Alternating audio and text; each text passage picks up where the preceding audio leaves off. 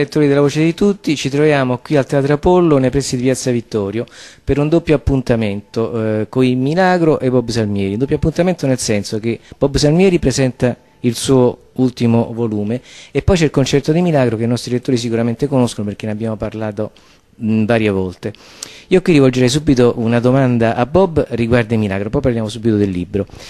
Riguarda la musica dei Milagro, molti hanno parlato di musica interetnica, il che è vero per certi versi, peraltro è un po' riduttivo perché musica interetnica in senso strumentale lo è, perché difatti c'è una contaminazione tra musicalità nostra, jazz latino, tu provieni dal jazz latino, e musica magrebina per esempio, addirittura persiana, però ci sono dei contenuti diversi ed è quel tipo di lavoro che fai e che mi illustri ancora una volta perché è quanto mai affascinante, cioè la ricerca sulla trinacria. Sì, esatto, ma più che parlare di intercultura e cose del genere parlerei più di mediterraneità, quindi il nostro è uno studio prevalentemente sulla cultura del Mediterraneo e sulla ricerca delle radici. Lo studio che facciamo noi in particolare non è tanto sulla musica quanto sulle parole, quindi una ricerca sui testi dei poeti arabi siciliani, cioè i poeti arabi vissuti in Sicilia durante la dominazione araba e che hanno lasciato delle testimonianze bellissime, grazie al contributo di Michele Amari, che è un ricercatore che nell'Ottocento ha raccolto tutto ciò che si poteva raccogliere della testimonianza araba, sia dei poeti che dei viaggiatori e dei geografi soprattutto. E quindi il nostro lavoro è quello di ricerca e di riduzione di queste poesie, ritradurle in siciliano un'altra volta, in un siciliano un po' più attuale, e di proporle con la nostra musica originale, eseguita con strumenti acustici della tradizione del bacino del Mediterraneo. Tra l'altro fu un periodo molto florido, quello della dinastia Fatimida, 2 secoli, sono rimaste poche testimonianze a Balarm, che è l'antica Palermo, Giardino Arabo, qualche cosa, e comunque ecco, il discorso molto importante è che se ne vince il Mediterraneo come mare di migranti, e qua entriamo al vivo del tuo libro, perché in effetti tu, tra l'altro, la tua storia è molto interessante, tuo padre che mi raccontavi, che è scritto anche nel libro, parlamene tu. Sì, no, vabbè, in poche parole è un po' difficile. Comunque il Mediterraneo lo vediamo un po' come un continente, quindi come un bacino intorno al quale si muovono terre ma che fanno parte della stessa radice culturale e anche storica. Quindi questo fatto delle migrazioni che una volta vanno in un senso e una volta in un altro, non dobbiamo dimenticarcelo, adesso ce l'abbiamo diciamo, verso di noi, però in passato molto spesso, ed è la mia famiglia, appunto la famiglia di mio padre, che alla fine dell'Ottocento è emigrata dalla Sicilia, in più particolare da Favignana, verso la Tunisia, perché all'epoca si emigrava verso fuori, infatti poi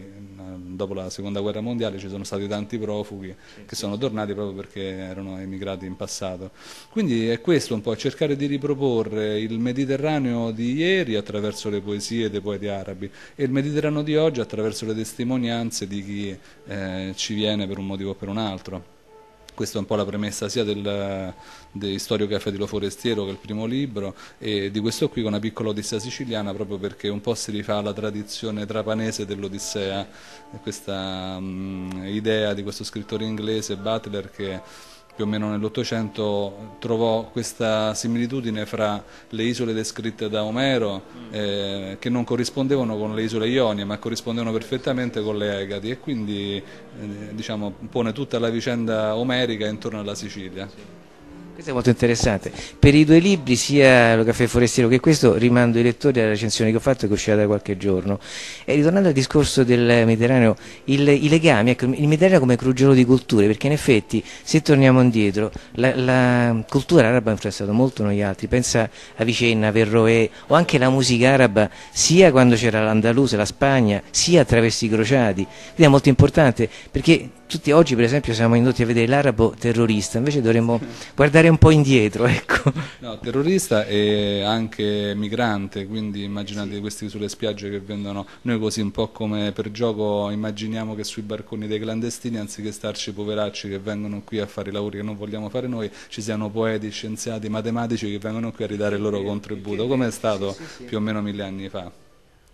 In conclusione, ecco, direi che sia dalla musica di Milagro, sia dai tuoi libri se ne può dedurre un concetto di, come dire, di Mediterraneo come appartenenza. Certo, sicuramente, infatti tutti i giochi di parole che poi uno mette intorno, appunto intercultura eccetera, rendono poco l'idea. L'idea è proprio questa qui, di Mediterraneo come strumento e come mezzo di comunicazione, perché noi non abbiamo nessuna difficoltà a suonare con musicisti egiziani come Medella Mohamed o altri musicisti che abbiamo ospitato in questi anni, perché il modo che abbiamo di dialogare, anche se non ci capiamo tanto bene con le parole, però ci capiamo attraverso la musica, e la musica è uno strumento, e il Mediterraneo è il terreno sul quale ci muoviamo. Ok, ti auguro buon lavoro a te e ai Milagro. Abbiamo provato a fare qualcosa con Marcaiano. Allora, siamo prima del concerto di Milagro e qui è l'amico Bob che presenta i vari componenti. Ecco il primo ospite, perché stasera ci sono degli ospiti. Sì, cominciamo appunto con un ospite illustre che ci onora della sua presenza questa sera, il maestro Andrea Alberti di Trapani, con il quale suoneremo un paio di brani, e con il quale stiamo collaborando